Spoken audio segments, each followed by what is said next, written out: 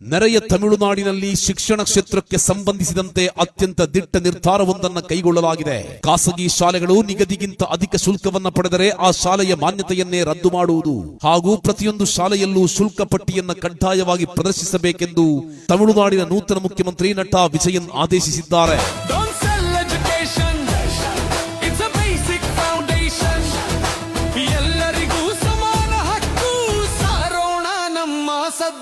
ಕೇವಲ ಒಂದು ನಿಯಮವಲ್ಲ, ಶೈಕ್ಷಣಿಕ ವ್ಯವಸ್ಥೆಯನ್ನು ಶುದ್ಧೀಕರಿಸುವ ಒಂದು ಬಹುದೊಡ್ಡ ಅಸ್ತ್ರ. ಇದರ ಬಗ್ಗೆ ಕೊಂಚ ಆಳವಾಗಿ ವಿಮರ್ಶೆ ಮಾಡಿದಾಗ ನಮ್ಮ ಪ್ರಸ್ತುತ ವ್ಯವಸ್ಥೆಯ ಕರಾಳ ಮುಖ ಬಿಚ್ಚಿಕೊಳ್ಳುತ್ತದೆ. ಇಂದು LKG UKG ಪ್ರವೇಶಾತಿಗೂ ಇಂಜಿನಿಯರಿಂಗಿಂತ ಹೆಚ್ಚಿನ ಶುಲ್ಕ, ಲಕ್ಷಾಂತರ ರೂಪಾಯಿ ಡೊನೇಷನ್ ನೀಡಬೇಕಾದ ಅನಿವಾರ್ಯತೆ ಇದೆ. ಎಷ್ಟೋ ಮಧ್ಯಮ ವರ್ಗದ ಹಾಗೂ ಬಡ ಪೋಷಕರು ತಮ್ಮ ಮಕ್ಕಳನ್ನ ಶಾಲೆಗೆ ಸೇರಿಸಲು ಸಾಲದ ಸುಳಿಗೆ ಸಿಲುಕುತ್ತಿದ್ದಾರೆ. ಶುಲ್ಕದ ವಿಚಾರದಲ್ಲಿ ಯಾವುದೇ ಪಾರದರ್ಶಕತೆ ಇಲ್ಲದಿರುವುದರಿಂದ ಶಿಕ್ಷಣ ಎಂಬುದು ಮಾರುಕಟ್ಟೆಯಲ್ಲಿ ಹರಾಜಿಗಿಟ್ಟ ವಸ್ತುವಿನಂತೆ ಭಾಸವಾಗುತ್ತಿದೆ. ಈ ಸಮಸ್ಯೆಗೆ ಕೇವಲ ಖಾಸಗಿ ಶಾಲೆಗಳ ನಿಯಂತ್ರಣವೊಂದೇ ಅಂತಿಮ ಪರಿಹಾರವಲ್ಲ.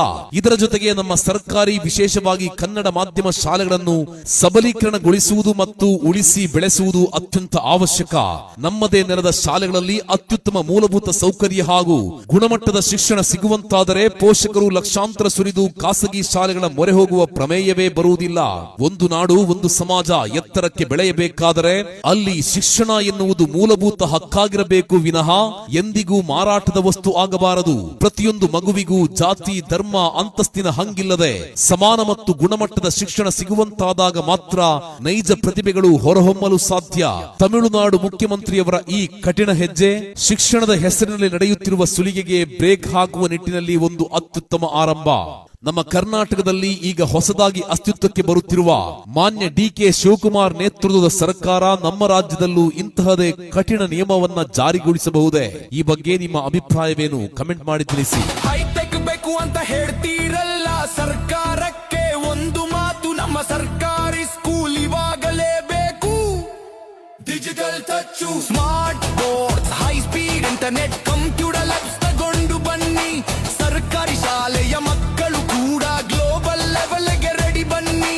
ಟೆಕ್ನಾಲಜಿ ನಮಗೆ ಬೇಕು, ಇಂಗ್ಲಿಷ್ ಭಾಷೆ ಸಪೋರ್ಟ್ ಬೇಕು, ಆದ್ರೆ ಕನ್ನಡದ ಮಣ್ಣಿನ ವಾಸನೆ ನಮ್ಮ ಉಸಿರಲ್ಲೂ ಇರಬೇಕು.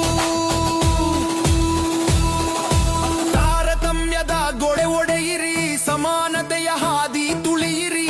ಬಡವ ಶ್ರೀಮಂತ ಅನ್ನೋ ಭೇದ ಶಾಲೆಯ ಗೆಟ್ ಹೊರಗೆ ಬಿಡಿ. ಬಣ್ಣದ ಕಟ್ಟಡ ಮುಖ್ಯವಲ್ಲ, ಗುಣಮ